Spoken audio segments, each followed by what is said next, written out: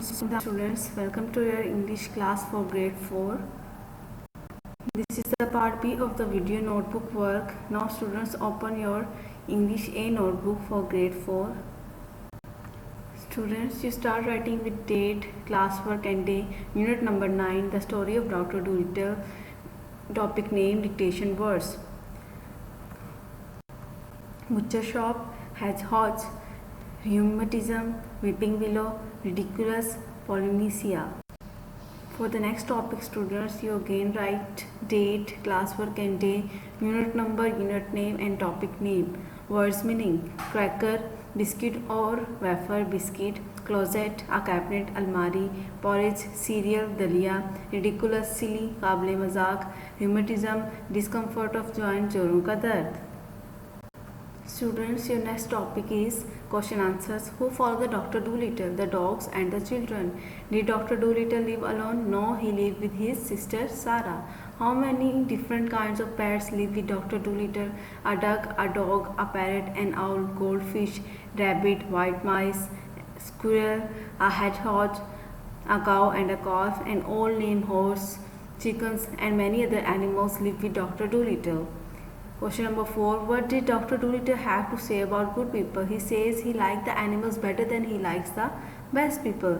Who gave Dr. Dolittle the idea to become an animal doctor? The cat's man. The cats meet men. Now students, open your book, page number 68. Working with words. Fill in the blanks with the word from the story. You will not find these sentences in the story. आपने story में ये words तो होंगे जिनसे आपने blanks fill करनी है, लेकिन इसके जो हैं सेंटेंसेस नहीं होंगे. तो फर्स्ट है, the people did not know his name but when he सा him on the road they knew him by site. यानी लोग तो उसे नहीं, उसके नाम से नहीं जानते, लेकिन जब उसे देखते हैं रोड पर तो वो उसे देखने से ही पहचान जाते हैं. Doctor Dolittle house was not in the town but on the dash of the town. Doctor Dolittle का जो घर है वो टाउन के अंदर नहीं था बल्कि उसके कॉर्नर पे था जाके. The doctor favourite pet was a duck, a dog and a parrot. Doctor के जो फेवरेट पेट्स थे, पालतू जानवर थे, वो डक था, डॉग था और एक पैरट था. The children were not happy and grumbled all the day because they could not go out. बच्चे जो हैं वो खुश नहीं थे, वो सारा दिन लड़ते रहते थे क्योंकि वो बाहर नहीं जा सकते थे. He wore such a ridiculous hat that the others all laughed and made fun of him. वो इतने काबिले मजाक जो है वो टोपी पहनता था, इसी वजह से सारे के सारे उस पर हंसते थे, उसका मजाक बनाते थे. After he fail our the boy picked him self up and dusted his shirt. जब लड़का जो गिरने के बाद लड़का उठा, उसने अपने आप को उठने के काबिल बनाया और अपनी शर्ट्स को उसने झाड़ा. The children rush out of the class to see the parade passing along the road. बच्चे जो हैं जल्दी से वो क्लास से निकले ताकि वो रोड पर जो वो परेड हो रही है उसको देख सकें. Now students, open your English B notebook. On English B notebook you again write date, class work and day, topic name, application to join a marriage ceremony. आपने दरख्वास्त लिखनी है अपने प्रिंसिपल को कि आपको छुट्टी चाहिए शादी पर जाने के लिए. The principal Al Shahab school system Rawalpindi sir, it is stated that the marriage ceremony, the marriage of my elder brother is taking place on Sunday. Student, यहाँ आप संडे की जगह कोई सा भी दिन लिख सकते हैं क्योंकि संडे को तो आपको ऐसे ही छुट्टी होती है. I want to attend the marriage ceremony, therefore I shall be grateful to you if you kindly grant me leave for 4 days. Thanks, yours obediently, XYZ. Your next topic is tenses. Tenses help us to tell the time of an action. Tenses जो है वो आपको यानी कि ज़माने जो आपको बताते हैं कि कोई भी काम जो है वो किस वक्त पर हुआ है. टेंसेस की 3 टाइप्स हैं. प्रेजेंट टेंस यानी कि हमारा हाल जिसमें हम, और पास्ट टेंस यानी कि हमारा माजी जो गुजर चुका है, और फ्यूचर टेंस यानी कि मुस्तकबिल जो अभी वक्त आने वाला है. स्टूडेंट्स, हम सबसे पहले पढ़ेंगे प्रेजेंट टेंस के बारे में. प्रेजेंट टेंस हमें बताता है अभी इस वक्त जो है कोई भी काम जो हुआ है उसके बारे में, जब वक्त चल रहा है. प्रेजेंट टेंस की भी 4 टाइप्स होती हैं, present definite tense, present continuous tense, present perfect tense और present perfect continuous tense. Student सबसे पहले आ जाता है प्रेजेंट इंडेफिनिट टेंस, जिसको हम सिंपल प्रेजेंट टेंस भी कहते हैं। इसके रूल्स में आ जाती है उर्दू इंडिकेशंस। उर्दू इंडिकेशन के लिए आपके सेंटेंस के एंड में आता है ता है, ती है और ते हैं। पॉजिटिव सेंटेंसेस या एफर्मेटिव सेंटेंसेस जो होते हैं उसके लिए आप सबसे पहले सब्जेक्ट लिखते हैं, उसके बाद वर्ब की फर्स्ट फॉर्म एस या ईएस लगाते हैं और ऑब्जेक्ट लिखते हैं। सब्जेक्ट वो होता है जो काम कर रहा होता है, वर्ब यानी कि आप कोई भी काम जो कर रहे होते हैं वो होता है, और ऑब्जेक्ट जिस पर काम हो रहा होता है।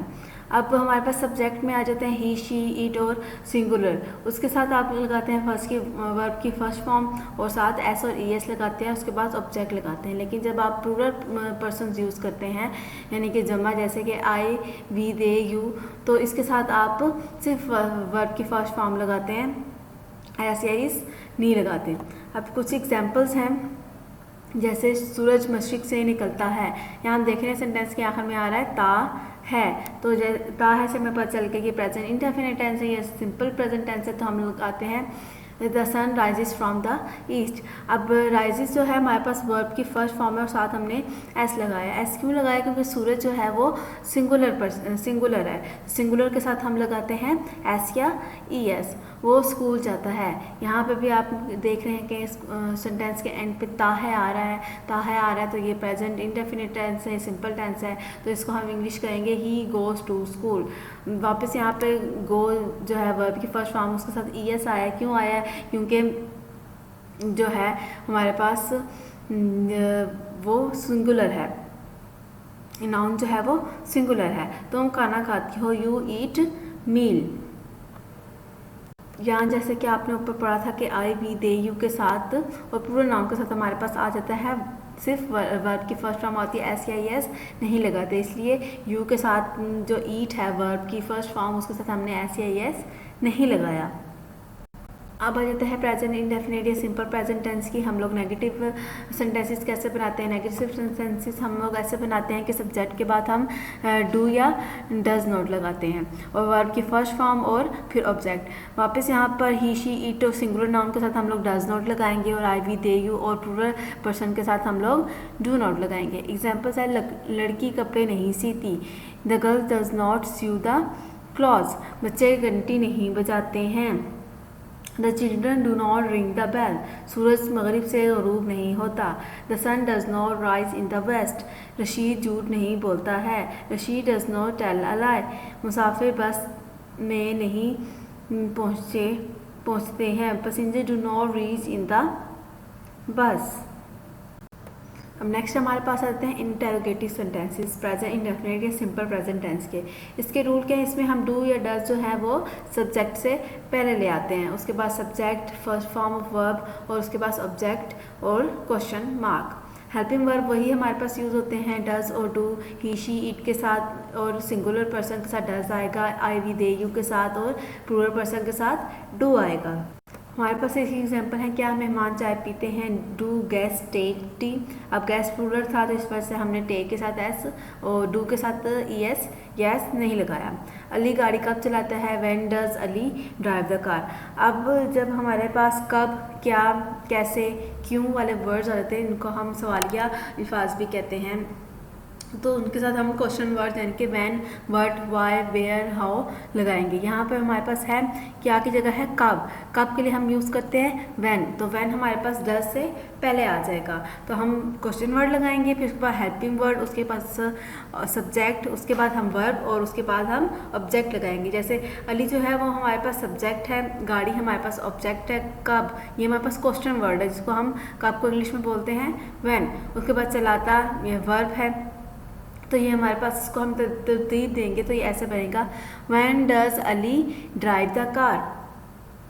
अब नेक्स्ट है तुम अस्पताल क्यों जाते हो। अब क्यों हमारे पास क्या है, फिर क्वेश्चन वर्ड आ गया, तो क्यों को इंग्लिश में क्या बोलते हैं हम वाई। अब तुम है, तुम को हम बोलते हैं यू जो है हमने ऊपर पढ़ा था उसके साथ हम डू लगाते हैं, एस ई एस नहीं लगाते, तो इस वजह से हम पहले क्यों का लिखेंगे वाई डू, उसके बाद यू मतलब कि subject, go to the hospital. Go हमारे पास वर्ब है और हॉस्पिटल हमारे पास ऑब्जेक्ट है।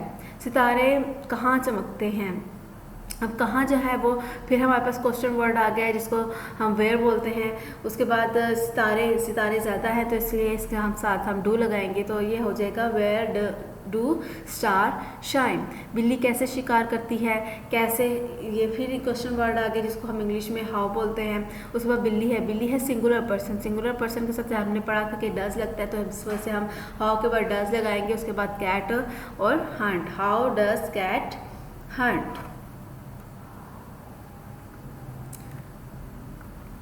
So students, this is the end of your 12th week work in which we read chapter The Story of Dr. Rule Reader and do our grammar work. Allah Hafiz.